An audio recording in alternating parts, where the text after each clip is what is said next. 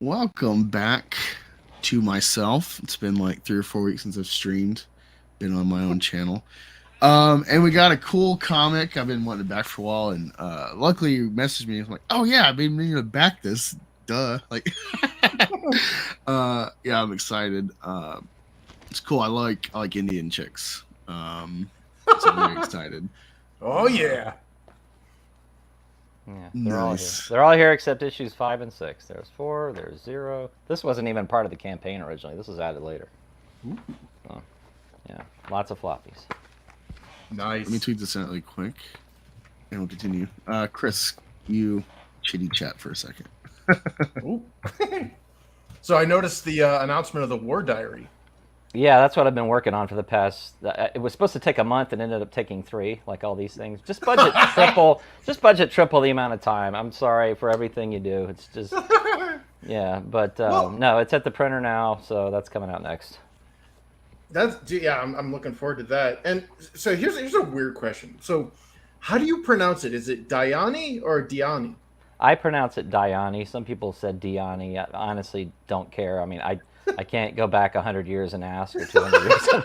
You know? Shoot your kid, dog. Yeah, I mean, I say Diani, because it just, I don't know, it rings off the tongue better, I think. Diani. Yeah. I'm not really a fan of Diani, but some people that call it that, so whatever, Well, yeah. I mean, I based it off of like I think there's another. I think it's a Cherokee named Winona. So they have like a long Y. So I was like, yeah, okay, well, that's exactly, yeah. It just, to me, that's how I read it when I first came up with the name. I mean, it's an actual Native American name. It means deer, ironically, not Nice. unironically, because that's what Yeah. it is. But yeah, I mean, I love the way it sounds. It's almost kind of musical. I don't know. It's a pretty name. So it worked. Yeah. So did you do a lot of research into North American Native folk? Yeah, I watched Last of the Mohicans about 100 times growing up. So you got the running Irishman down. No, Wait, you could say he's an expert. my specialty is actually Civil War. Like I could go at it with any professor of history on the Civil War, because I've been studying it since I was 15. I used to be a reenactor. I was one of those crazy guys that put on the uniforms and went out and shot the guns and stuff. But and that kind of overlaps a little bit. You start getting into other parts of American history, like the Rev War and things like that. This is so close to the Rev War period that it's very similar. The uniforms are all the same. The weaponry is the same. The brutality is a little higher because there was like no rules during the what they call the 7 Years War in Europe. We called it the French and Indian War. It was a global war, Europe and the Americas. We were kind of like the backwater part of it. So like Britain and France weren't all that. They were. I mean, it was important to them, but not nearly what was going on in Europe at the time. And of course, you had tribes on both sides, and the civilians sort of caught in the middle, and people scalping each other and tossing babies on fires. And I mean, the stuff I've read, I was like, wow, this is nasty. So I live up here in New Hampshire, and we have a patron saint of New Hampshire. Her name is Hannah Dustin. Have you ever heard that story? Mm-hmm. Yes. Yeah. Hell hath no fury, man. Yeah. Well, I mean, that whole area, I mean, it was mainly northeast and partly into Canada. Didn't go too far south past maybe like the northern parts of North Carolina, and that was rare. It was mainly like parts of Kentucky, Ohio, Pennsylvania, all that area around there, and then of course parts in Canada and stuff. But Rev War went everywhere. I mean, it went all the way down to South Carolina, Georgia. But before then, it was mainly just up in the New England and then part of the Midwest. It was all just wild territory. Oh yeah. I stayed in I was interviewing for this job in Lexington, Massachusetts, and there was this like famous inn or whatever. Oh, it's haunted or whatever. That's not what I took away from it. Like, they're always haunted. Yeah, well, that's how they pay the electric bill. Yeah, woo! No, I was more frustrated by the fact that like it was built by pygmies. Like, oh really? I'm like 6 feet tall, and I'm not exactly anorexic. Right. And I'm walking around this place, and they're like, "This is the original building. It's designed this way." I'm like, "Is that why I have to side saddle the toilet?" You get an enema whether you want one or not. Yeah, this wasn't intentionally a bidet, but yeah, you just sat too quickly. No, but apparently that was built right near the site of like the first shot of the battle at Lexington. Oh wow. In Okay. Concord there. Yeah. Or Concord, as the New Englanders call it. Concord, yeah. Pack the car. Oh yeah, good kid. It's wicked hot over here. I'm like, now. I swear to God. Yeah, it's for those of you that have read the book. I mean, obviously, Chris, you're a backer, so you've read. I'm assuming you've read issue. Oh yeah. 3. That fort that burns down in issue 3 is actually supposed to be where. Crap, can't remember the name now. Not Fort Defiant, but I'm getting old, guys. I'm forgetting. Fort. What is it called? It was a makeshift fort that Washington occupied during the French and Indian War, and it got burned down. And so I was looking for a place to put that fictional fort, because I named it after the commander, Fort Rolfe. I wanted to put it on a location that made sense, and I was like, well, you know, the fort burned down right before then, so I just said, what if they rebuilt it, named it after their new commander, Fort Rolfe, and then of course it burns down again because a werewolf burns it down. But so it kind of it's a way to get around history without like changing history too much, because that's the tricky thing is I'm not trying to like. I have to go through American history, but it kind of has to follow the same path. So I can't have the Back to the Future problem where things change so much that then it completely changes the course of history to that point. So everything has to be kind of localized or kept secret. So whenever she makes these werewolves or the shapeshifters and they go do their thing, they kind of go back to their normal life. It fades into myth and legend. It doesn't make it in the history books because nobody believes it, and then life moves on. So she helped those specific people, but it didn't really make a huge impact to where it would change all of American history. So it's just one of those things where you kind of have to play with so that it all kind of works. I keep wanting to say Fort Defiant. That's not what it was called. I can't believe I'm gonna have to look this up now. Sumter, Tecumseh. No, not Sumter. That's South Carolina. Or south. Glory. Yeah, right. No, that was Fort Wagner. Yeah. Oh gosh, it's so crazy how your brain starts to go when you get old. Oh yeah. It's like Fort Necessity. Thank you. There we are. Fort Necessity. Yeah, but it was destroyed. It was a really weak. It's basically like the fort I have in the book, but even less impressive. It was just a bunch of logs with sharpened sticks, and it was just a box pretty much. And then of course the one I had, they rebuilt it and they actually put watchtowers and a moat around it and things like that. Mm-hmm. And then in issue 4, that's a real fort. I don't know how to pronounce it because I'm not French, but it's spelt Duquesne or Duquet. It might be Duquet. I don't know. It's a French fort. It's still there outside of Pittsburgh, I believe. And that's the big fort they try to attack, and they get beaten back because of the artillery and how powerful it is. But that's the main fort where the main battle takes place at the end of the issue 5 and 6, where everything comes together, and the Marquis guy, who I kind of based him after the Marquis de Sade. I don't know if you're familiar with who that is. A little S&M for you. Yeah, a little perverted French guy. The whole reason why he bought this child is he wants to take her as his concubine and take her back to France with him. He's and of course the warrior that abducted her has a personal reason for choosing her specifically, because her father is the one that, if you read the series, had killed his father. So there's a personal reason for the warrior, plus there's some money in it for him. And then there's, as far as the Frenchman, he just says, go find me a beautiful young girl, So there's a lot of that in this. And you'll find that in the War Diary, where Diane goes through different periods in history. She's constantly battling these people, these Epstein types, like you know what I mean, like the power brokers that run the world, the eyes wide shut types that traffic children and abuse people and control governments and economies and start the wars and all this stuff. So, and she's seeing this all throughout history, and she's doing what she can to save individuals and rescue people in different situations throughout history. So it's kind of cool because I can take her kind of like Quantum Leap, how Scott Bakula was in Quantum Leap. He'd appear in a new time period and there'd be a problem to solve. He'd solve the problem, and he'd get out of there. Or Incredible Hulk, the TV show. He'd come to a new town, some corrupt local businessman, he'd turn into Hulk, beat him up a few times, fix everything, and then leave town. It's that kind of thing. You can keep going on and on with something like that. That's why, it's fun to do it that way. What is it? Does James Ashworth stand over his grave and like they do the close pan in and then the zoom in and the werewolf on one half side?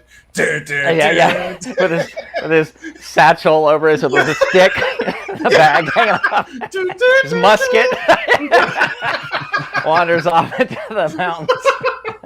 Yeah, exactly. Awesome. Mr. Frenchie, don't make me angry. But it's funny because The Fugitive was a TV show that made, which is really what the Hulk is. It's The Fugitive. But it's a great way, it's a good sort of premise because you can write so many different stories about it. When you take a character, bring them to a new place, they got to solve a problem before they can move on. That's what makes those shows work. They're episodic, but they're consistent in terms of what the character's doing. And that's what happened with her when I was writing this.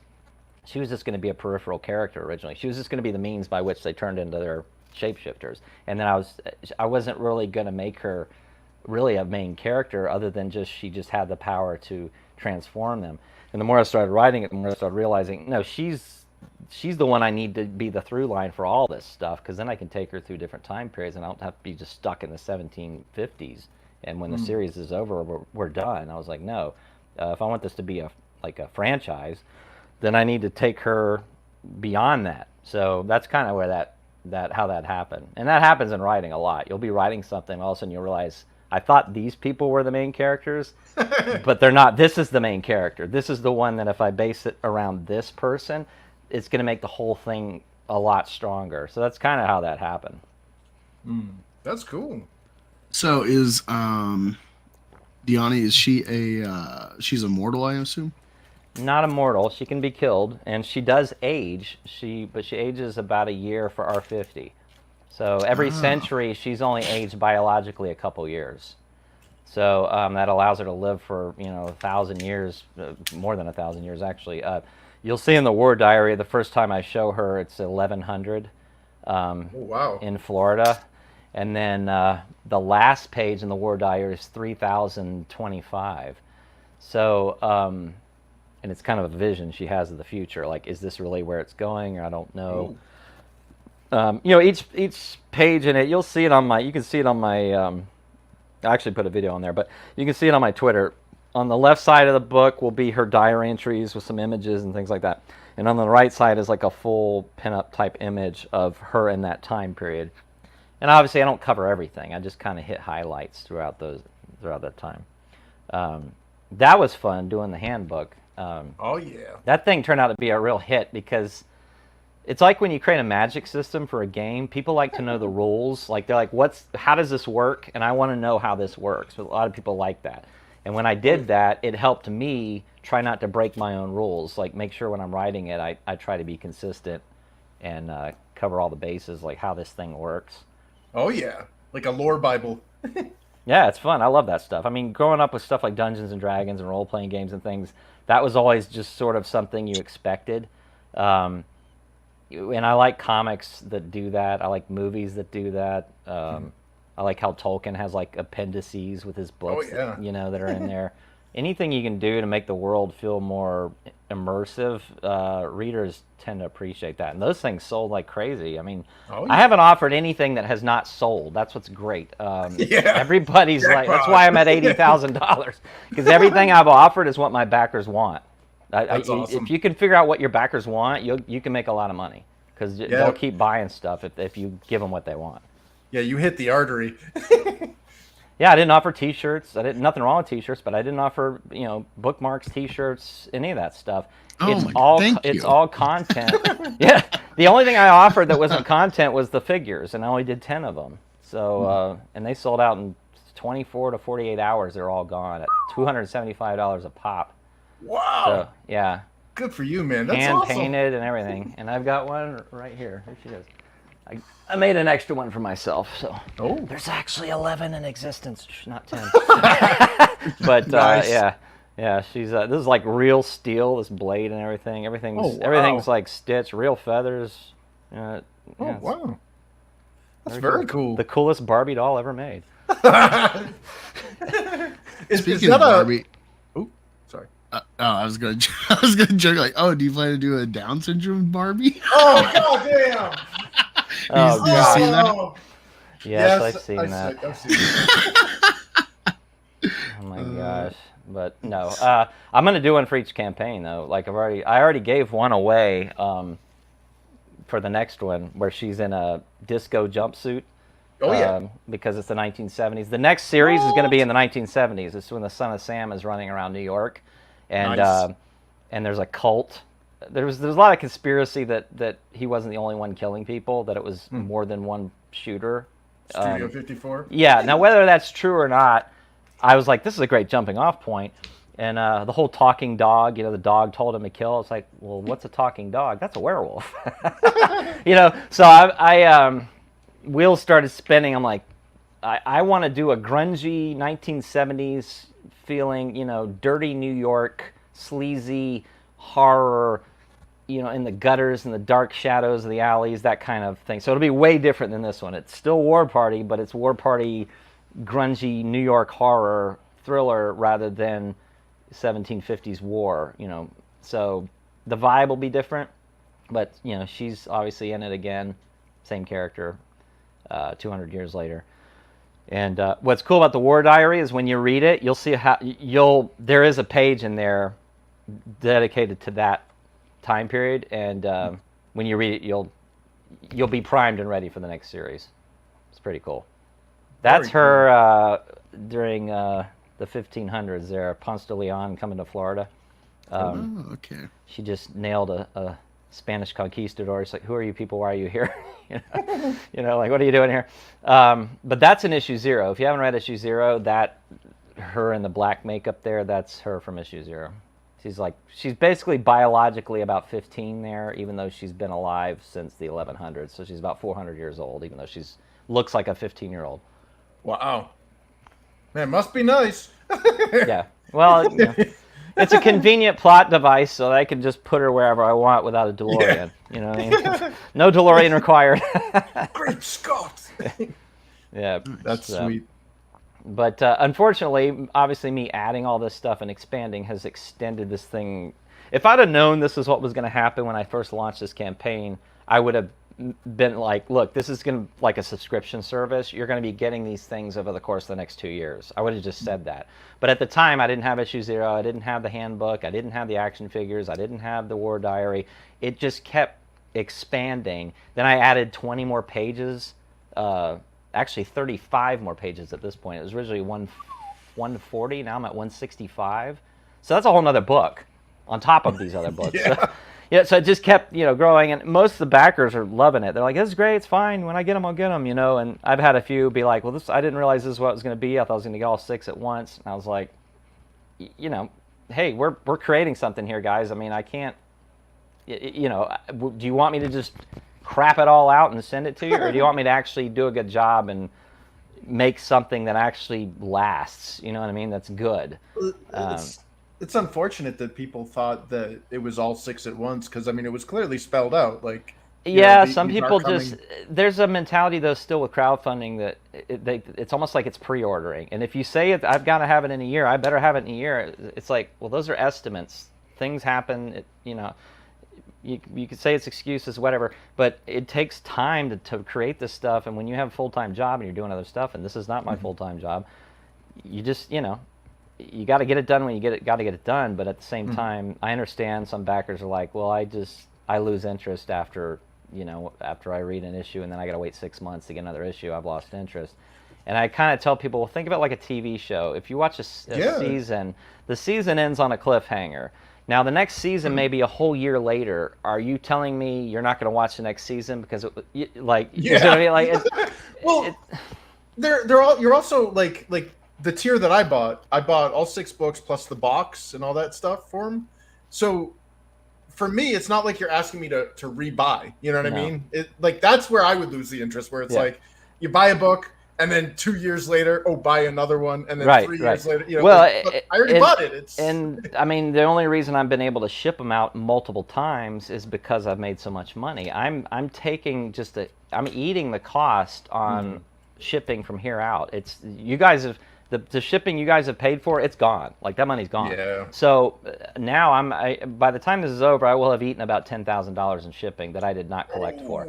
But the point is, at 80,000, I can afford to do that. So my point was, I would rather get the stuff out to you in pieces rather than have. I mean, if I hadn't done that, you'd still be waiting. You'd still be waiting. You hadn't read anything. So, and I was like, I'm not going to allow that to happen. I'm not going to allow people to be sitting here going, here we are 2+ years later, and we've got nothing. No, I was like, that's not going to happen. So that's why I've been rolling it out gradually. And of course, if I had not raised this amount of money, I would not be in a position to be able to do that. So it's fortunate that it worked out that way. Yeah, I think I like it. Sorry. Oh no, I was just gonna say I think it's a cool like hybridization you're trying here with this, and feeding people what you got when you can while you're still building it. Which is why I didn't do it as a graphic novel, because I remember when I first launched, Bancroft was the first one to have me on his show, and he was like, they were questioning, why is he doing floppies? Why doesn't he just do a graphic novel? And it's because it was 140 pages originally. I was thinking, if I don't have most of this done, and I do this as a one volume, people are going to be waiting forever. So, and I just like floppies. This is a comic book. I mean, this is what a comic book is, and you get multiple covers. You don't get that. I mean, you can do variants, but when you do a graphic novel, it's just one cover and that's it. There's something about this. It's like eating potato chips, and I've had people say this. They'll sit down with the intent to just read issue 1, and they'll be like, oh, well, I'll read issue 2. And then they read issue 2. And they go, oh, well, I'll go ahead and read issue 3. Now, if this was a 200-page graphic novel, you kind of look at that sometimes. I mean, we all admit this. And it's like, oh, that's a commitment. I'm not. I'm gonna read it. I'm gonna get to it, but it's kind of long, so I got to break out the bookmark and all that. But this doesn't feel intimidating. You read it and then you realize it's like binging on episodes, right? I'm just gonna watch one more. I'm just gonna watch one more. I'm just gonna watch one more. Before you know it, you've watched the entire season in one sitting. But would you have sat down to commit to a 4-hour movie? Probably not. You see? But you'll watch 4 hours of TV shows in a row and not realize you just did that. And that's what I like about floppies. They're kind of like that. Well, it's like the Netflix analogy, where you're binge watching a series. Like the whole concept is that it's a series that you're binge watching, not one gigantic 12-hour movie. Yeah, exactly. You can jump off at any point, and that's super convenient. And it's a compliment to the writing. If people say I had to keep reading, I'm like, that's good. That means I'm doing my job, because if you want to pick up the next one immediately as soon as you finish the last one, then I'm obviously doing something right here with the story. Because this was originally going to be 10 issues, then I squashed it down to 8, and then I went down to 6 because I was trying to get it in that magic $25 pledge window, and I was like, 8 issues is too much. Ironically, I've ended up doing 8 issues anyways, because when you add all the extra pages I've added plus 0 plus the diary, all this other stuff, it ends up being just as much material.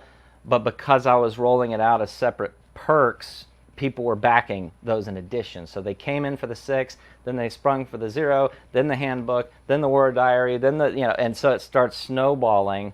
And I mean, you can say I'm reeling people in, but people buy what they want. I mean, if you're not offering what people want, they're not going to buy it. So I'm fortunate that nothing has bombed. I mean, as far as like what I've offered, they've all sold in the hundreds at least in terms of copies. The Word Diary has sold the least amount, but that's because it's $35. And some people are like, it's a little hefty price. It's a hardback and all that. But I think I've still sold about 300 of them. I think. Nice. So that's already going to pay for the printing right there.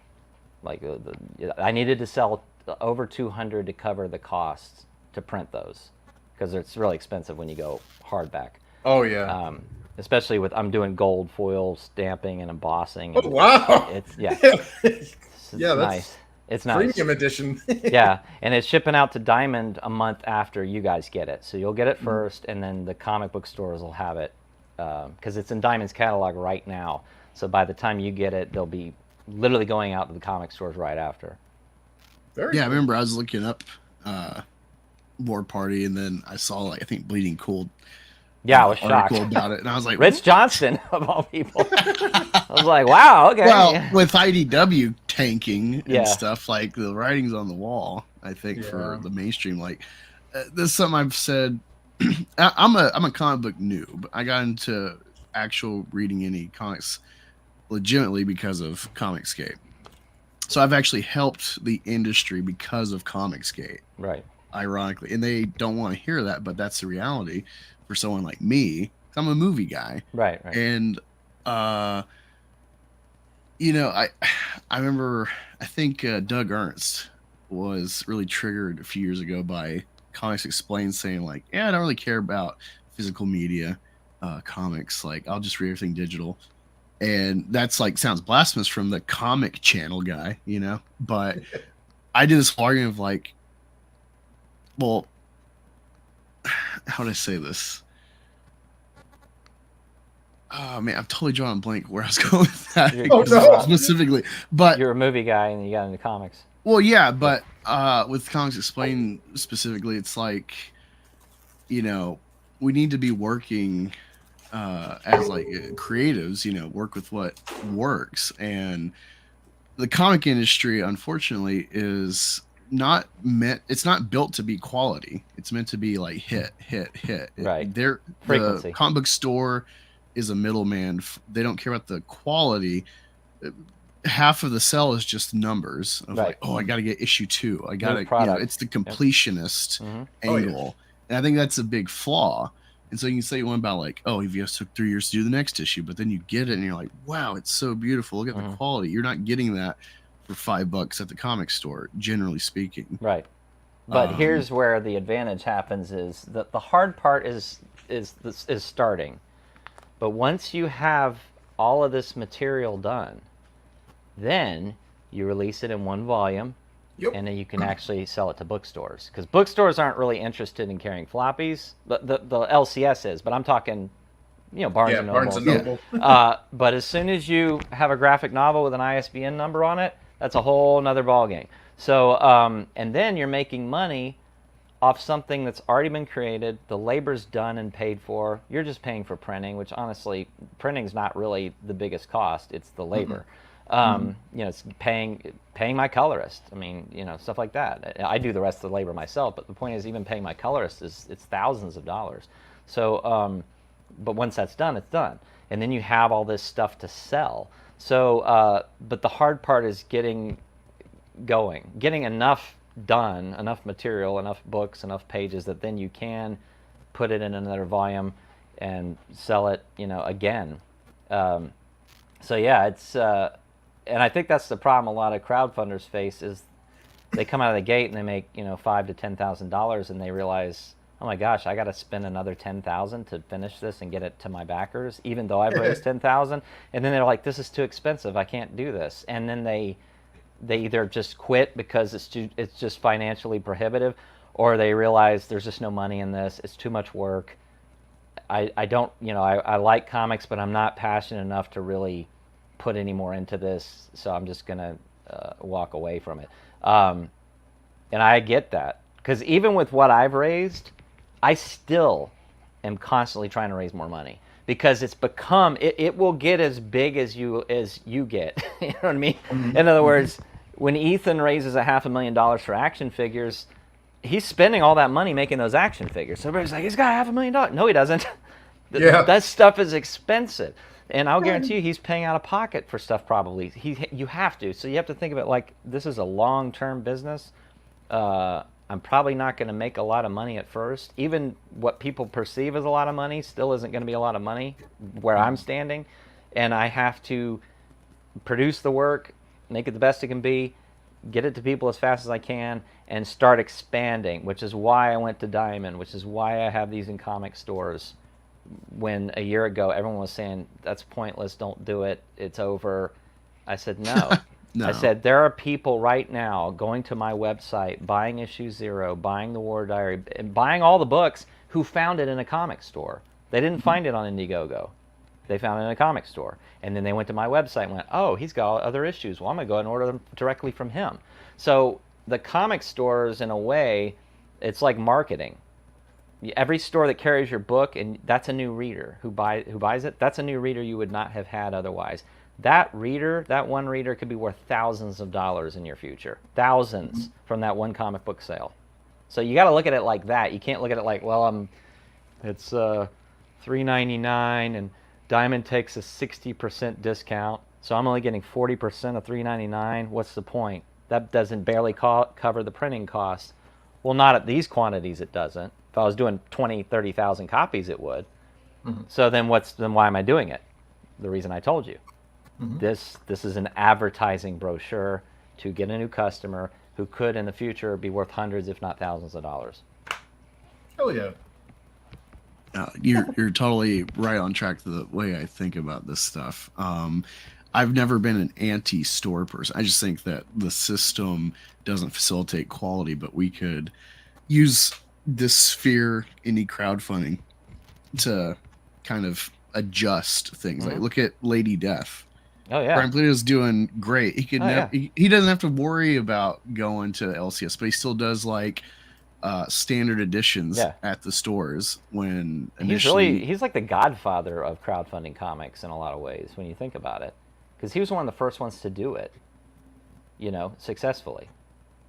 Yeah, I love watching his stuff too. Like his addresses to the Sworn Nation and all that, and updates, and of course he's doing it. He's doing it in reverse, because he started obviously in publishing and in the LCS, and then he moved to crowdfunding. We're going from crowdfunding, some of us, and to the LCS. But this is what I used to have to do with investors. Like my graphic novel Claiborne, which was 200 pages I did back in 2008, I had to raise over $100,000 to do that book. Where did I get it? Investors. I had to sell. So the money I raised was not, there was no crowdfunding in 2008.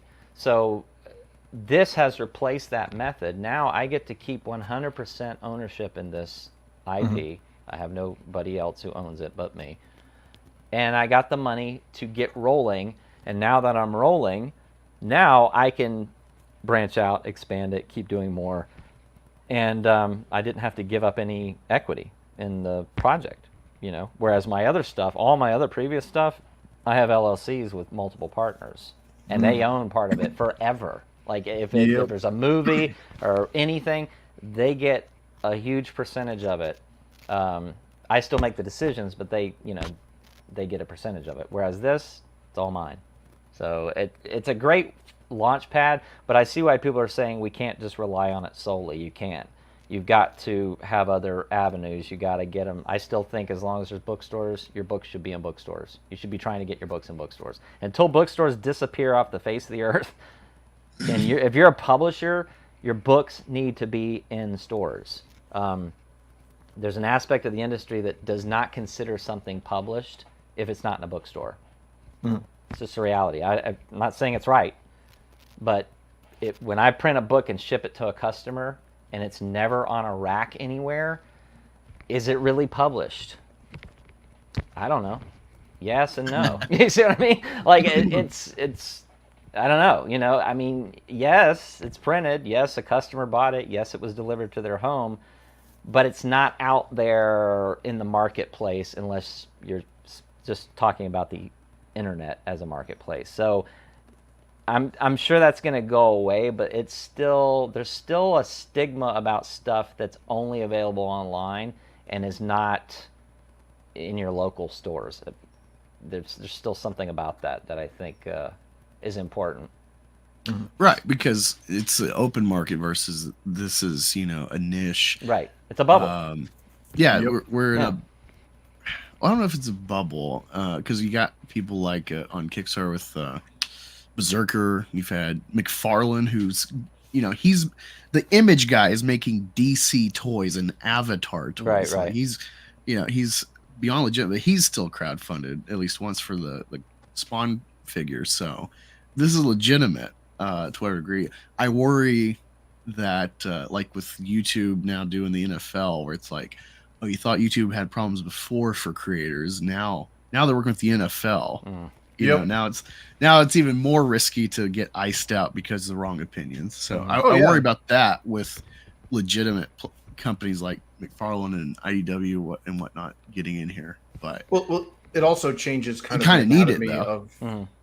Well, it changes the anatomy of crowdfunding as well, because when you get the commercial people coming into crowdfunding, then the people that were originally there for crowdfunding were looking for the indies or the niche are now like, well, why, dude, we got McFarlane, you know, we got like brand names. Why do I care about this other shit? Like, you know what I mean? Where if you can put your stuff into the stores, you're suddenly, it's right next to their books too. Right. Like well, I mean, you guys mentioned earlier about Bleeding Cool doing a write-up on War Party. The reason they did it is because I went through Diamond.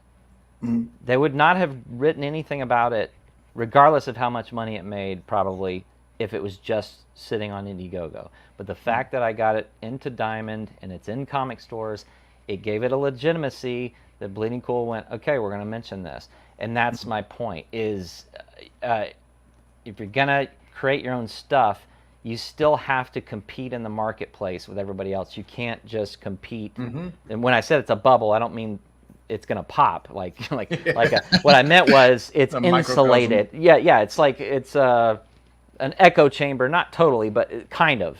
In other words, it's a niche within a niche within a niche. And, you know, you're not going to succeed staying within this tiny niche. You need to branch out. And I just think that it's replaced the need for investors in a lot of ways. We're going to get back to the investor thing. That's really what it does. But it's not the end all to it. You've got to think beyond it. And there may be a time where it's successful enough where you have to get more capital and go, you know what, now is the time to go to investors. And you can take this and say, look, my comic book raised $100,000 on crowdfunding. I want to take it to the next level. Or I want to do a movie. And then go to investors and say, but I want to independently produce this movie. Yeah. Let's raise $5 million or whatever, you know. So it opens the door. It gives legitimacy. It shows there's a demand for it. But it also it makes it easier for you to get things started where normally you probably never would have tried, because you've been like, well, that's just too much money to try to raise. I don't have it. It's a cool idea, but you know, it's never going to happen. And this was turned down by Image. This was turned down by what? Yeah, Scout Comics turned it down. Wow. And a couple other indie publishers, 3, maybe 4, turned down the pitch for this. Oh, wow. That shows you, but look at the numbers, okay? Look at the numbers. I do not have a big channel. I do not have a big following on YouTube. This has not been heavily promoted even on big channels. Those numbers are strictly from the merit of the property, the project. That's War Party that earned those numbers, nothing else.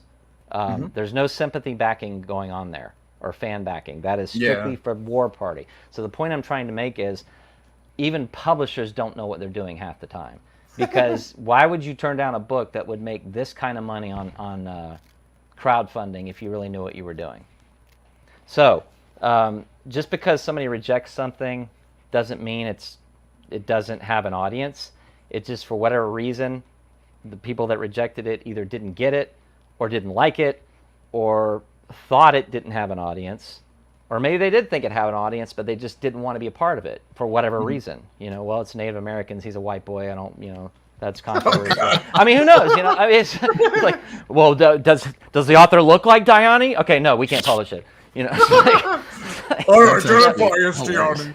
Yeah, I mean, who knows? Who knows what werewolves are passé. Nobody likes werewolves. Kind of like what Valentino told Kirkman. Well, zombie books don't sell. You know? And then here's Walking Dead. Yeah, and there's The Walking Dead, you know, this phenomena. So my point is, the audience will tell you, the readers will tell you if what you have is hot or not. It's not the publishers. It's not anybody. The industry, studios, nobody knows anything.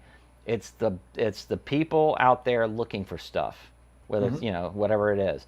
And if something's hot, if something strikes a chord, you should throw everything into that. I see so many creators, they have a hit book and then they go off and they do something else. I'm like, what are you doing? Like, invest in what's winning. Why do you keep doing all this other crap when you should be putting everything into the thing that's working. It's so strange to me, and I see so many creators doing it, and they can do whatever they want, but I'm all in on this because I've never had anything generate this kind of success or revenue at this point. Like, this is, and like I said, I'm a small fry. I don't have a big following, and I didn't work for the big two. I was an independent publisher my whole life, ever since high school. And yeah, my books are in the stores and all that, but I was a blip on the radar since the 90s. Nobody knows who I am. But the point I'm trying to make is, even with all of those disadvantages, look at the numbers, and that's when you know you've got something. So you need to, invest in it all the way. That's what I'm doing. Well, yeah, I mean, with that said, I mean, the product here obviously sold itself. Now, imagine that with a marketing budget, Oh, gosh, yeah. There's so many people who don't know about this book out there that if they knew about this book, I'd be in high six-figure land right now. Yeah, add a couple no of doubt zeros about there. it. Yeah, no doubt about it. I mean, I really believe that. But that's the big challenge with everything today, is the outlets are also fractured, and you have to hit so many small clubs. There aren't that many stadiums anymore. So you can't just go on one or two outlets and sell 100,000 copies. You got to go on 1,000 tiny outlets to sell 100,000 copies. Yeah. And takes time. It takes a lot of legwork, and it takes very little return for the amount of time you have to put in for it, because you have to, like I said, it's like a band. You could go play an arena with 20,000 people and sell $1 million worth of tickets and merchandise, or you could play 100-person clubs for 5 years and maybe make half that. We're having to play those tiny clubs, and that's why it takes so long, and why it's so difficult. Yeah, I'm really glad that you said you're not doing all the little trinket stuff, because that's one thing. Like, it's like, cool, you made this thing, but it's like, I don't know what the hell to do with half this shit when I back something. Like, Right. Here's this thing. What am I doing with this? Well, you know where that money went, rather than doing trinkets, because those things are expensive. When people do that, it eats up a lot of money. Yeah. Rather than doing that, I put it into shipping. So that's why I was like, look, would I rather send somebody a keychain that they're just going to toss in a drawer, or would I rather be able to ship them 3 times so they can read issues 1 through 3, and then they can read 4, and then they can read 5, and they can read 6. I'd rather ship them multiple times, keep feeding them the book and keeping their excitement into it, rather than just spending that $3,000 or whatever on, like I said, an item, that a pen or a keychain that they're gonna, A novelty. yeah, I mean, and there's nothing wrong with those things. They're cute and they're cool, and some people love them. And I'm not down in any creators that do that, but for me, I was like, a better use for that money is more frequency to my backers, keeping War Party at the front of their mind throughout the course of a 2-year period. I mean, think about that. You backed it, and you keep getting stuff in the mail. Surprise, here's a new issue. Yes, I wasn't expecting it. Here it is. Here's issue 4 or whatever. So to me, that's kind of cool, because it keeps it from getting stale, keeps it fresh. And the reason Polito's so successful is the loyalty of the backers he has cultivated. The customers keep coming back to him, and that's really the secret, is get a loyal readership that will keep coming back and reading what you make and what you produce. And that's what I'm trying to do.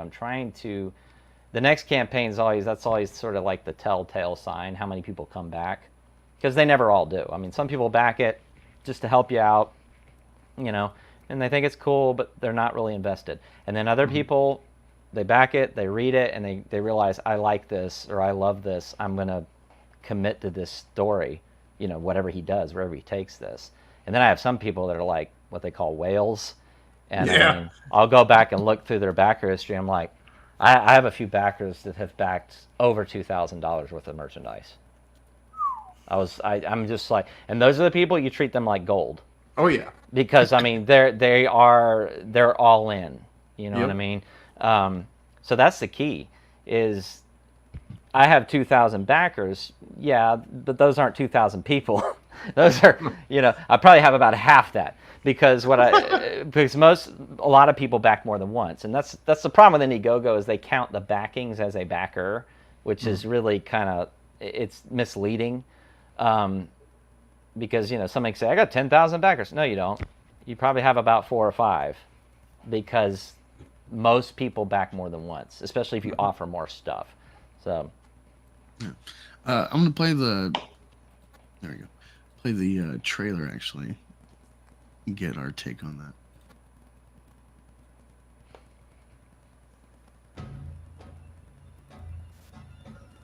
Everything changed when war reached the Americas. Caught between the French and the British. My family paid the price.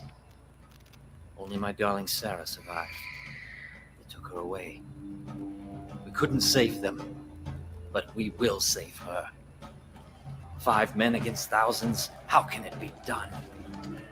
We are not merely men. War has brought out the beast in us all. And we will have our vengeance. For we are the War Party.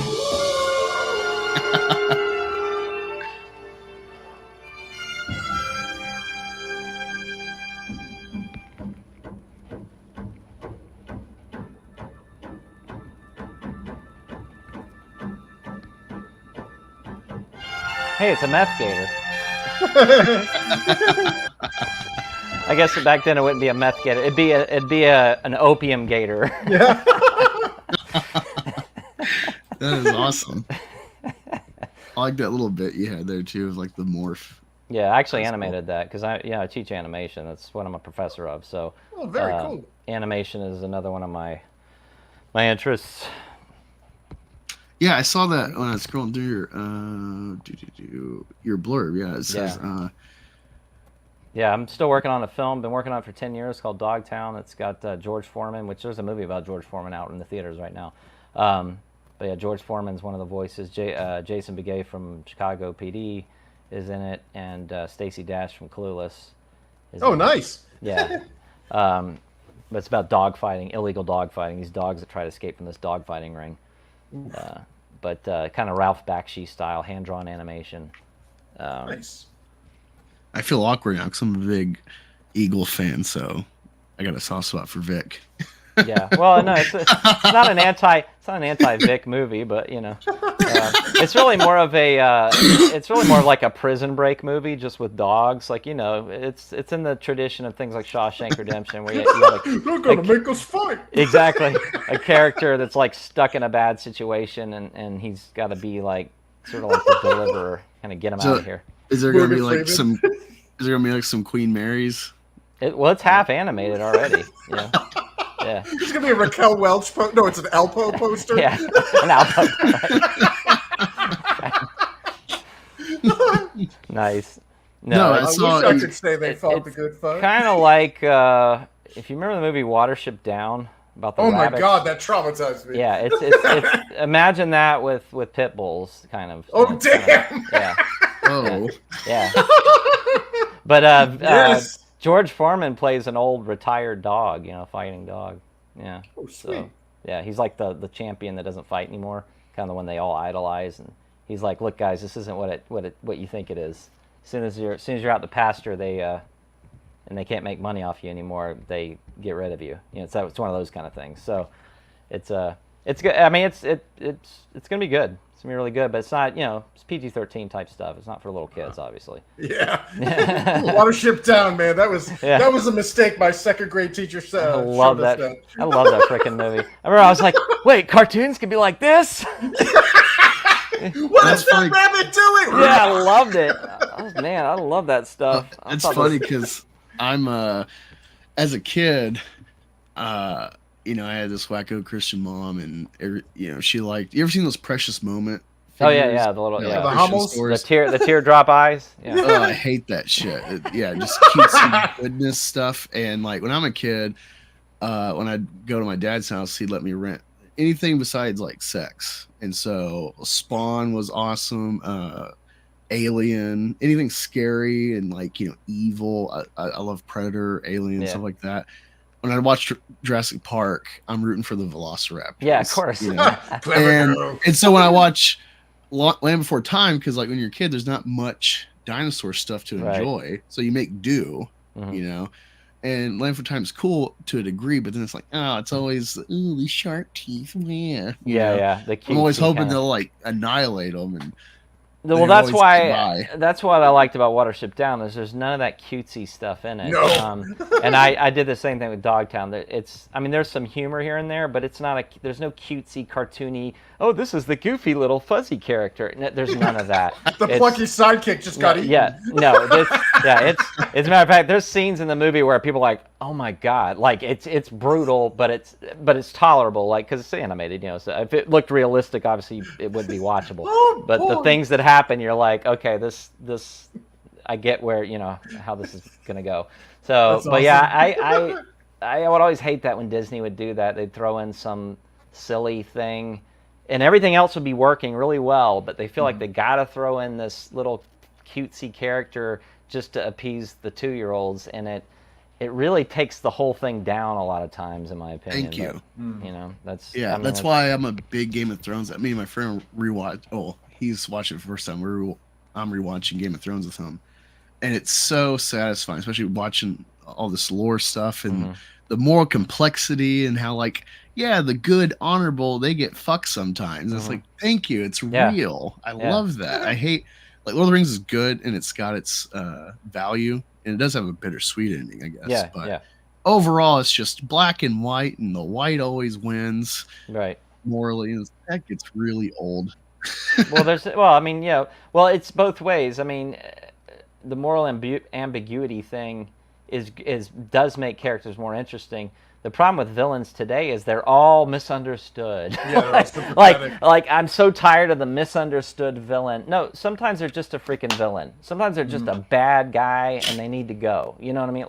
Like it's okay to have villains. You don't have to. Everybody doesn't always have to. They can have motives or motivation, but sometimes the motivation can be evil. It doesn't always have to be, oh, okay, well, I get it. You were mistreated as a child.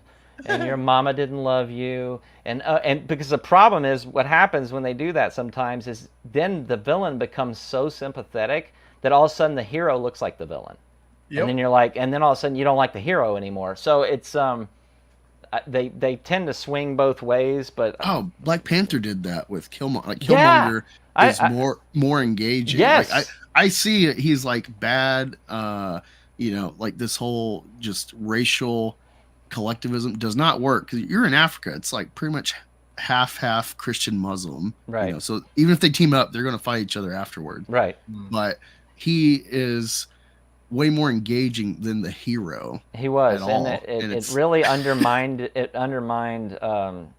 Black Panther's character, because I liked Black Panther a lot better in the Civil War movie than I did in his own movie. Same here. Like he was much more heroic and interesting in that movie, and then he was so upstaged by Michael B. Jordan's character, the way it was written, that you're right. I mean, and that's the problem, is you got to be careful that you don't try to make the audience understand and sympathize with the villain so much that then the hero loses all of their, it's like, well, why bother? Like a good movie, obviously Last of the Mohicans, I'm obviously a fan of that. They did a good job in that movie. Magua is a bad guy in that movie. He wants to kill the guy's daughters, if you've seen the movie. But they do give a little bit of backstory to why Magua is the way he is, like why he's got so much hate in his heart towards the Mohawk and everything else. And at the end of the movie, Daniel Day-Lewis's character calls him out on it. He's like, your heart's become twisted and da-da-da and all this stuff. So, yes, you can understand his motivation, but it doesn't make you want him to win. You're still like, he's a bad guy, and he needs to go. Yeah, I root for the villains. So. Yeah, I'm a fan of the heels in wrestling. But yeah, I totally get it bothers me when writers don't understand the difference between an antagonist and a villain, right? Or a protagonist and a hero. Mm-hmm. If your villain becomes the protagonist, then you're muddying your waters. Like you should have a clear story in what you're trying to convey. What is your ultimate goal? And if it's to make your villain the protagonist, then okay, do that from the onset. Otherwise, you get the Right. what the twist moment, and it Well, wears out real a quick. prime example of the right way to write a villain as protagonist is Scarface. Tony Montana in that movie is great. Like, you're Amen. all into his mission, and you know he's a scumbag, he's horrible, but you're still rooting for him. Even at the end with the "say hello to my little friend," you're like, blow away, come on, Tony. Like, you know, Goodfellas, same thing. All those Walter guys White, are man. bad guys, Oh, but dude. man, you love them Breaking all. Bad. Like, so it can be done right. The problem is when you have a good versus evil, or where like your main character is trying to accomplish something, and the person opposing them has a better reason for opposing them. That's when you run into a problem. And movies are doing that more and more now because they feel like, well, it's so cliche to just call somebody bad. Nobody's really all bad. Nobody's really all evil. I was like, yes, they are. research some serial killers, guys. You'll find out there are some people that are all bad. Like, I'm sorry, they're just evil. They need to go. So, and that's okay to write. I don't have a problem writing characters like that. I do like redemption arcs. I do like sometimes where the villain or the protagonist all of a sudden has a change of heart for good reasons if the story works, and then they join the good side. I like that if it's done right. But I'm also cool with just let them be a bad guy. Just let them, I don't need to know their reason. I don't need to know their excuses. All I need to know is they're trying to screw up my hero's life, and the hero's going to take care of it. Like, it just, that's okay. You can do that sometimes. What was it, Michael Caine that said that? Some people just like to watch the world Yes, burn. exactly. There you go. Yeah, I mean, that's all you need. That's what was cool about Heath Ledger's Joker. He kept giving a different reason why he got the scars, and every story was different, and you're watching it going, when is he lying and when is he telling the truth? I don't know. They could all be lies. One of them could be true, and the rest are lies. We'll never know. But that's what made the character interesting in that movie. It's what made it work. Yeah. No, I think besides Walter White, probably Thanos is the best. Oh yeah, another great. Walking that fine line. Thanos was right. Yeah. No, I really love Thanos, especially because it's Josh Brolin, and then it ties into No Country for Old Men, where he plays an opposite to his kind of Thanos character. And then that brings in Heath Ledger. Like, there's like this good little trio of nihilistic, interesting villains and perceptions there. In my story, the Rautag, the Indian or the warrior that takes the child, he does have some reasons for the hatred, kind of like the way Magua had. But the French dude, the Marquis, he's just a monster. Like, he just wants to abuse kids, and he's a deviant. Like, there's no reason for it. He's just an entitled, royal noble that likes to abuse those under his authority, and that's all there is to him. There's no, I don't give any real reason why he's that way. He just enjoys the power. That's it. He's just drunk on his own power, and he likes to defile the innocent, if you want to say so. And there's people like that in the world. I mean, there really are people that are like that. Those are the true monsters. It's not the werewolves. The monsters in here. The monsters in my book are the people. Some of the people, you see how big they get. You see how small Diana is. So they grow about twice the size of a full-grown male, so about 12 to 13 feet tall. So they get huge. They're monsters. Big monsters. So what made you pick the animals that you did? Well, obviously you want variety. I mean, they could all have been wolves. I mean, what are the odds that... Yeah, it's whatever your totem is. So, like, when she finds out what your totem animal is, that's the only thing you can turn into. She can't transform you into anything that's not your totem. So it's kind of like your spirit animal. And it kind of goes with your personality. The gator is kind of sleazy, So he slithers around in the swamps. I mean, he's sleeping with the commander's wife. He's kind of a scoundrel, and the British were done with him because he was a British soldier and they were going to execute him. And he's not totally trustworthy. And at one point he tries to leave the party and because he gets what he wants, and they're like, oh, no, it's not that easy. You're going to see this through, kind of thing. James, the werewolf, I mean, I show he's very impetuous. When he's a little kid, he's like charging in. You know, he's one of these act first, think later, you know, kind of guys. Like he just believes in just go get what you want kind of thing. So he's very aggressive, and so you know it when he turns into the wolf, he's just like rampage. You know, he'll destroy everything in his path. But and then you got the guy that's the bear, which you notice isn't in the group yet. His big brother has religious convictions about this. He sees it for you know, it's pagan magic, and he's afraid he's going to lose his immortal soul if he gives into this, and he thinks they're making a mistake, and he's determined to just fight with his musket and his horse. And you know, of course, you see eventually he's going to lose that battle.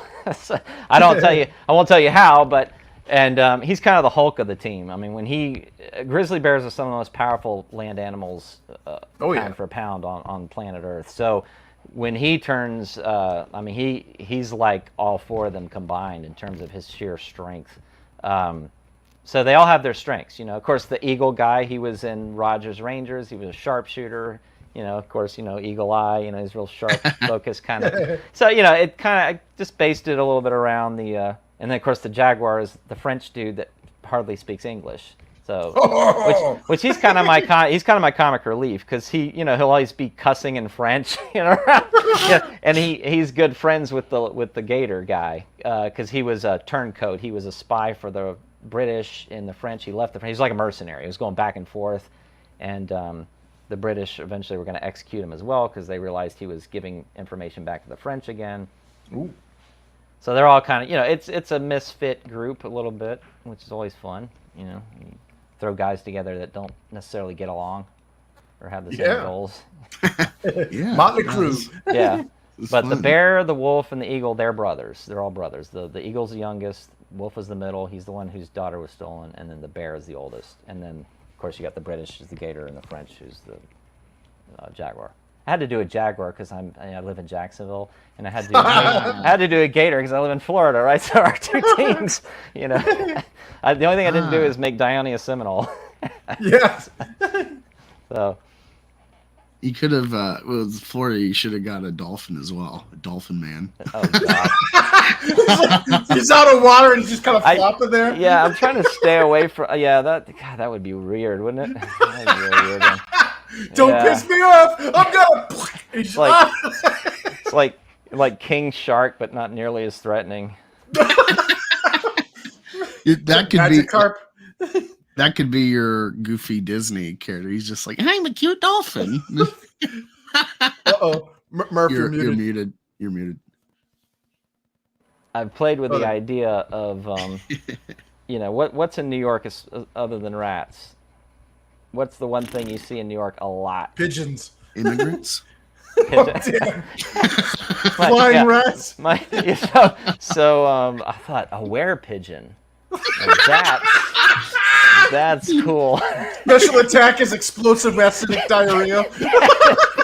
Well, you laugh, but I'm like, that's a great humor opportunity. I might work with that. You know, so I don't know. I'm toying with that idea. Yeah, I'm playing with that because he's not going to be happy when he finds out that's his spirit animal. I don't think I would be. IBS actually as a weapon. Yeah. Oh, I think is it open season. They got like this duck character where he's like, all the other ducks are kind of like normal anthropomorphic characters, but then there's like the one wacky duck is like his eyes are like straight sideways. He goes got berserk. the Saurian eyes. Howard the duck. I want to say it's an open season. Open. Okay. Yeah, it's one of those CG films. I don't know. I must have missed that one. Yikes.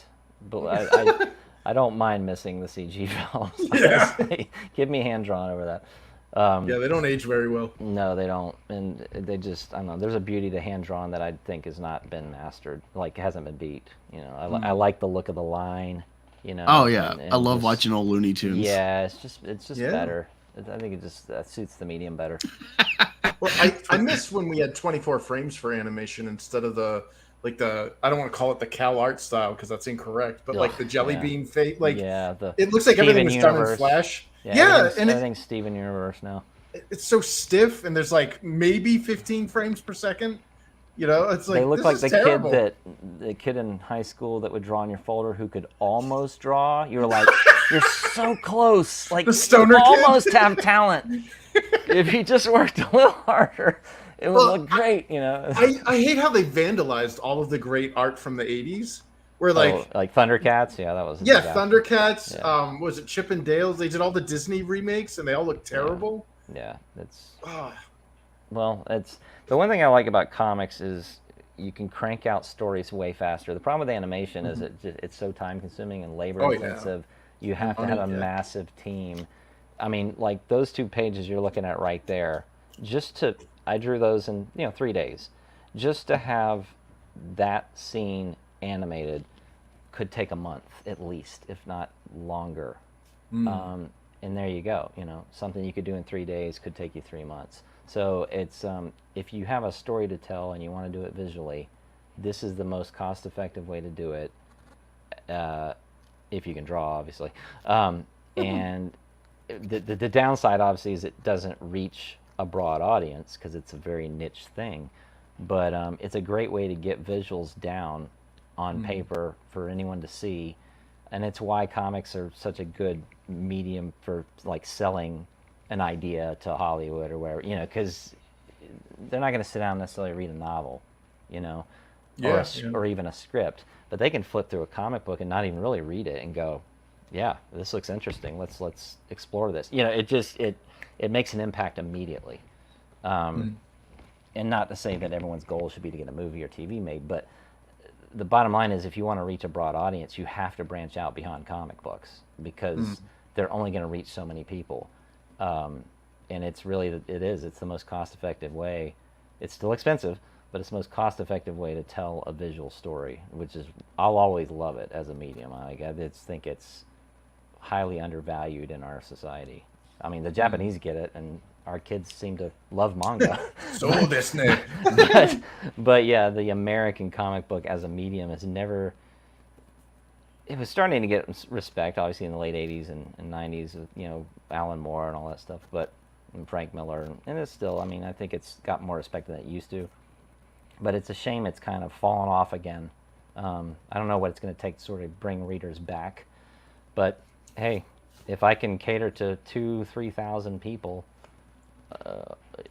faithfully through crowdfunding or comic stores or whatever, I'll do it. Well, Yeah, I think comics are, like you're saying, cost effective. Even though it costs a pretty penny to make if you're just working a regular job, it's still like you can try this for 10,000-20,000 versus at minimum you probably need 50 to make an indie film. Oh yeah, more than that. Yeah, well, I mean, it depends on what it is. I mean, obviously, what the script is, but yeah, I mean, it's true. And will the film get seen by more people? Probably. Even a small indie film will. But here's the thing: you're not limited by budget with this. I mean, look at what I'm drawing. I'm drawing full armies. This is millions and millions of dollars no extras. on the screen. Yeah, you're only limited by your ability to draw something. And that's the game changer with it, is you can tell any story, no matter how broad or fantastic it is, you can tell it. And if you're good at sequential storytelling, which I've been doing it my whole life, so if it's one thing I'll put up against other people, I mean, there's better artists than me out there, but I'll put my storytelling skills against anybody's. Like I know how to tell a sequential story. I know how to do it to where the reader knows what's going on and everything's clear and understandable, and how to lay out the page and where to put the camera. That part of my skill level is at its top. I'm still improving as an artist. That'll never change. Like artists, we improve till the day we drop dead. I wish there was more of an emphasis like on that ability for like function essentially. Or like that visual clarity that you get from sequential experience, because I've seen some amazing books that I've backed, and I even books from the big two or whatever, where it's like the art is gorgeous, but it doesn't. But read whoever well. laid this out, oh my god, like I'm confused. What the hell's going on? Yeah, and it's far more important that the clarity of storytelling is way more important than the quality of the art. Way more important. It's the only thing that really matters in the end. Yeah, Because look the at the art's crow. great. I mean, you can exactly. I mean, the art's great. You can look at it all day long, go and flip through it, and go, "Oh, how beautiful!" But then when you sit down and try to read it, you're like, "Oh my God, this is unreadable." Yeah. You know, like it just. And I've never had that problem. I've never had anybody come back to me and say it didn't pace well, or like I didn't understand what's going on, or you flopped the eye line. I've never had anybody complain about that. You know, and it is what it is. We know what our strengths and weaknesses are if we're self-aware, you know. And I know there's things about my art that I still can improve on, even after 40 years of drawing, over 40 years of drawing. But the storytelling, you know, my storytelling, like I said, I'll put it up against anybody, because it Nice. really. I'm hearing back from retailers. I'm hearing back from readers who don't even know me, and they're like, "This is one of the best indie comics I've read in years." They're all telling me this, and I'm like, "Yes, this is what I wanted," you know. So, people that love it, you know. Yeah, and to go back to the like the expertise at the storytelling part over the aesthetic. Look at some of these books that, you know, these comics that have become successful TV series or movies. You know, like I mentioned, The Crow. Like, I'm sorry, I love The Crow. It's one of my favorite stories, but the art in there is awful. Yeah. It's like high school art.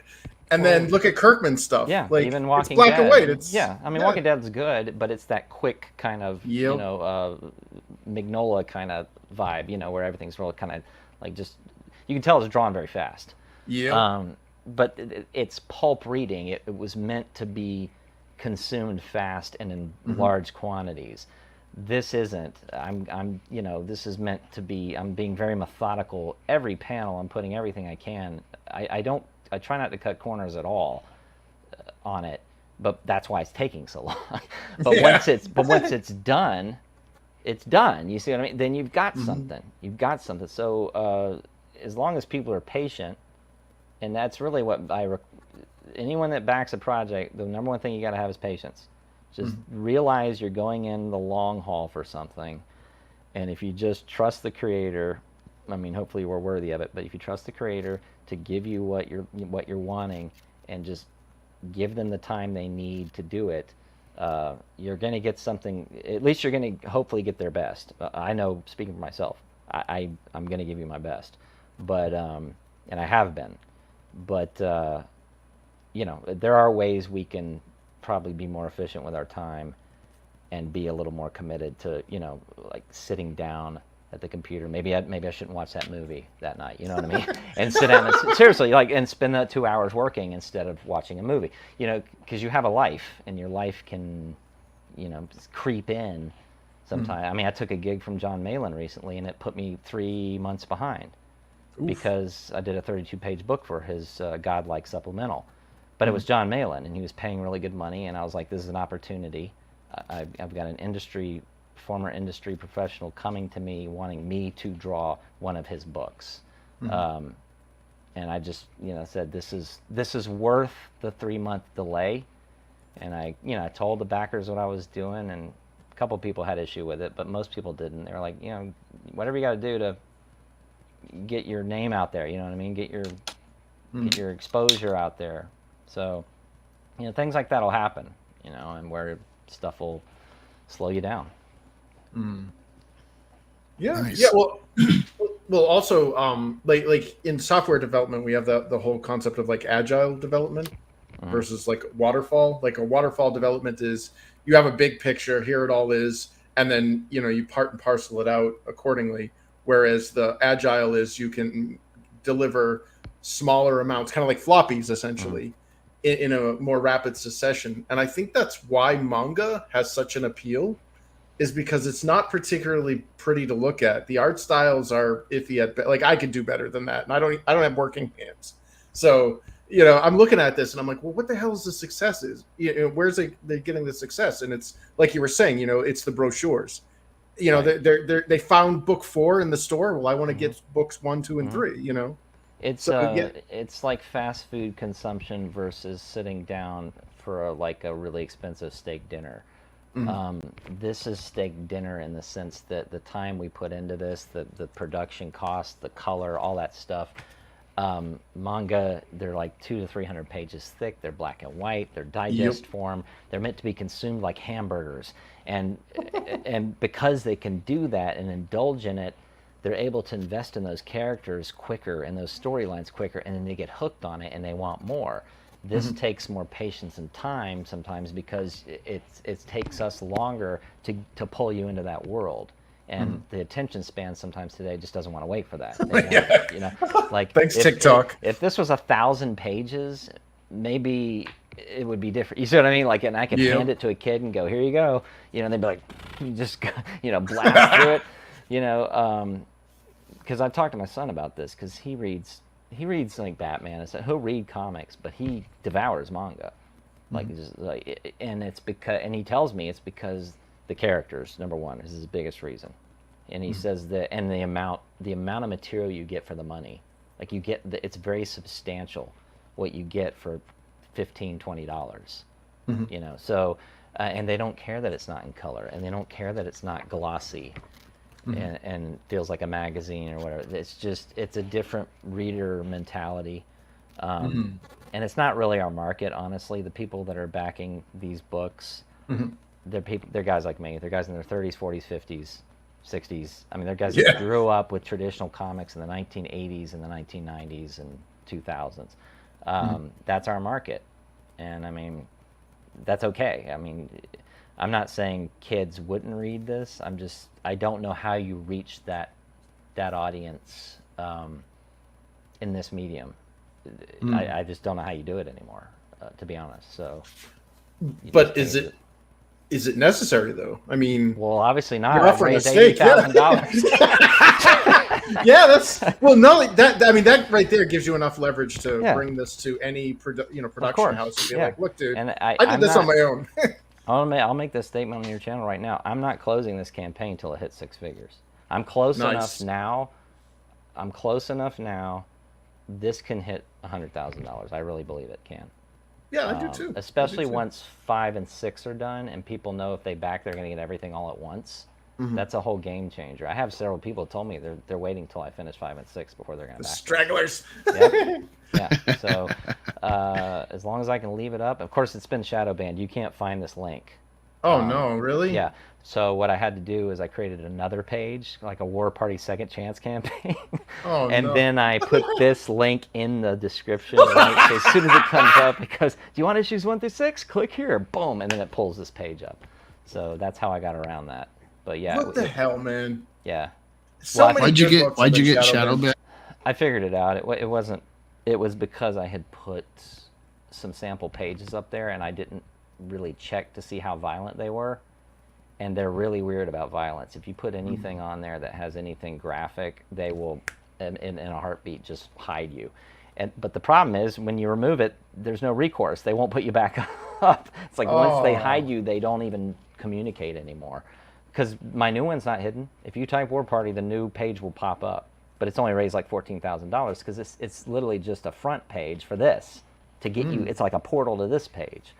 But it's irritating to me because, you know, I don't get to show off my 80 grand anymore. It's like they say, "Oh, 1,400, that book didn't do very well, did it?" It's like, no, you don't understand. It's made $80,000. Just click on the link. This is a screenshot of this page on the I do put a little advertisement that says over 80K raised on Indiegogo, because that does influence people's decision to buy. They judge the success of a book sometimes based on how well it's done. Yeah, success begets success.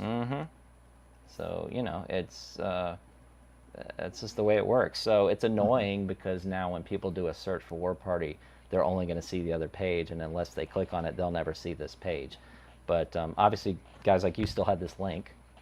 Maybe you found it on my YouTube or whatever. So, I mean, the link's still out there. If you have the link, it's fine. But if you search it on Indiegogo, nothing comes up, like other than my other page. So that's infuriating. Yeah, it is, because honestly, it probably cost me at this point, because that was October they did that. It's probably cost me $2,000 to $3,000 by this point. I would be $2,000 to $3,000 higher if they had not done that. So it's really annoying. It's hitting your bottom line. Yeah, that's garbage, man. And I hate the fact that it's not transparent. You know, if like you said, like you're guessing why they did it. Oh, I might have had something that was, you know, graphically violent or whatever, violated some ambiguous terms of service. I don't know. Well, But they if should there's warn no you. like, They should be like, look, you have 24 hours to take this off your page, or we're gonna hide it. They won't do that. And then when you respond and say, okay, I think I fixed what you didn't like, crickets. Yeah, Just crickets. Yeah, nothing. So, but it's still the best game in town. I mean, I know people are doing their own pages and stuff, but their books aren't earning as much as if they were on Indiegogo. I'm sorry, it's convenient for people. They've already have accounts. They click on it, they back it, and they go to dinner. Yeah, it's a pain to have to enter all your stuff and link it. And I'm not dissing that. People can do whatever they want, but I still think this is the best game in town right now. Because they didn't ban my new one. It's up. Yeah. So, I mean, I know it was because of those images. I really believe that was the reason, because it happened within a day or two of me doing that. And before then, it was on page 1 for a long time. Like, I was always on the first, second, or third page. It was like the hot book that would not go away. Yep. It just kept popping up and popping up and popping up. There were times I was literally number 1, just sitting there day after day, and they were pushing the book like crazy. And then that changed everything when I did that. So live and learn. Yeah. You know Oh. I appreciate your. I only raised $80,000. Oliver Twist. I know there's people. It's watching. like South Park when it's like the celebrities like, well, I can only afford this jet because like Gold Shark Tank, or the guys that complain about wearing the Batman suit. I'm like, dude, you're playing Batman. Shut up. I'm so tired of hearing that.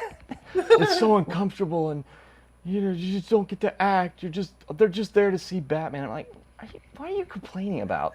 Like, just be glad you got a chance to do that. Yeah, it's just funny when you hear actors do that. I told my son, because he's a professional actor, I was like, don't ever complain about playing any role, because the people that are out there like waiting tables who would give anything just to be an extra in a Marvel movie, they're like, shut up.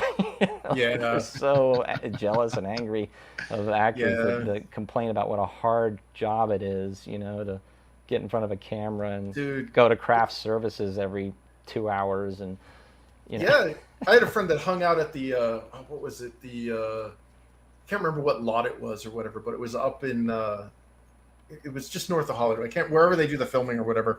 And the most exciting thing he ever did was he was an extra in Hook.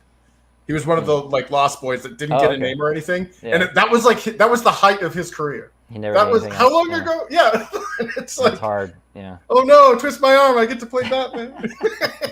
Exactly. Yeah. So name before the title. Yeah. So I mean, I can't complain. I mean, I'm not complaining. I'm just saying it is frustrating when you're kind of on a roll like that, and then the very platform that you're using, they pull the rug out from under you and when you try to fix it, there is no fix. Like there's no redemption. It's like you're gone, right? So, but I'll make it happen. I'll find a way to hit 100K, and then I'll close it probably at that point. But I'm less than 20 grand away, which sounds like a lot, but it's totally doable, I think. Hell yeah. Especially considering the momentum of the project, I mean, you made it to 80 grand. There's no reason why you can't make this to the big one. Well, and what I love about it is people who've read issues 1 through 4, they're like, I'm loving this. Issue 4 is great. But I'm like, guys, wait till you read 5 and 6. Like, because like when you're writing this stuff, you can tell if it's getting better. And when I'm reading stuff and I can't wait to draw it, I'm like reading it going, oh, this is going to be I got to get this book done. Like, this is so great, and this is cool, and this, and it just gets better and better and better and better. And, it's on the right track. I don't think anyone's going to be dissatisfied with the conclusion in issue 6. Oh, yeah. So, but I can't wait to read it. I've hit my window, guys. I've got to run. But no, I was about to say, I gotta get ready. Get my stuff thanks for having me on. It's fun. We'll do it again. Maybe when 5 comes out, or heck, when the War Diary ships. We could do it. I mean, I don't know if you guys do deep dives or whatever, but a Diani. I'm open for it. You could call it Diani deep dive. But if you ever do anything like that, just let me know. you know, because I know Chris will have his copy. I'm sure. Oh yeah. Did you back? I'm assuming you backed the War Diary, right? I believe so. If I didn't, you will see that number increment shortly. Okay. Okay. But Check your emails because it's in a I think it's a hidden perk. It's not actually on the page, but actually you can find it also on the new page. I've got it. It's like on there as well. So yeah, cool. Don't want you to miss out on that. Plus, Yeah. it's good. I'm trying to get everybody who wants it to order as soon as possible because once I give the printer the numbers, which will be in a couple weeks, because I'm waiting for Diamond's purchase order to come in because I have no idea how many the retailers ordered. Then I'll have my total tally and I'll know exactly how many I'm going to run. But it's looking like it might be about 1,500 copies, which would be great. Yeah. Yeah. That would be awesome. Yeah, I'll probably get that next month. Well, this month. I don't know. Next check. Yeah, man. Yeah. Yeah. I got 1 through 4 in the handbook, and they're sweet, man. So yeah, definitely looking forward to the diary in 5 and 6. Cool, guys. Well, thanks for having me once again. We'll do it again, and have a good night. Yeah, You too. Have a good no one. problem. Everybody can go back this in the description and go follow him on Twitter. Appreciate y'all watching the replay, and look forward to seeing y'all next week as well for I can't remember the guy's book name. Your friend Chris. Oh, Immortal Rising comic. Mortal Rising comic. Yes, Oh, we'll have yeah. him on next week. Looking forward to that, and me and Rick will be here Thursday this week. Back to it for the beef. And till then, talk to you later. See ya.